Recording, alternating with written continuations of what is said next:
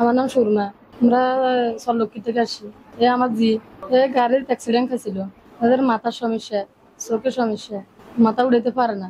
হয়েছিল রাস্তাতে শতানি করতে, খেলাধুলা করতে গেছিল। এর একদম অজ্ঞানে গেছিল, কোনো খানা দানা নাই, চোখ মিলি তাকাইতে আর না। পরে তো এই মেডিকেল আনছি, সজ্জব্বর। প্রথমে আনছিলাম, এদিকে আনছিলাম, এদিকে তো এগুলা দিছে আর এগুলা লই কইছে ঢাকা নিবেলা বলি।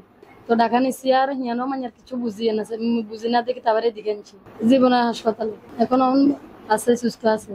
আগে সমস্যা ছিল, এখন টোটাল চোখ মিলতে না, কোনো খানা দানা নাই, টোটালি কিছু চিনে না, কোথার তো উঠাইতো না। এখন হুঁশ ছিল না, এখন আছে, হুঁশ আছে, ভালো আছে। হয়েছে সব ভালোই হয়েছে, এখন খাইলে চোখ টানি মিলতে পারে না, আর উড়ি দাঁড়াইতে ও আঁকতেও পারে না, গাত কাঁপে খালি।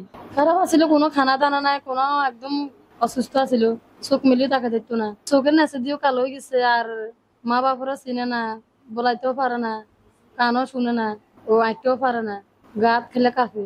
আগে খাইতেও পারতো না, মোটামুটি কম বেশ একটু পারে, আর একটু বসতেও পারে। আছে মোটামুটি ভালো আছে।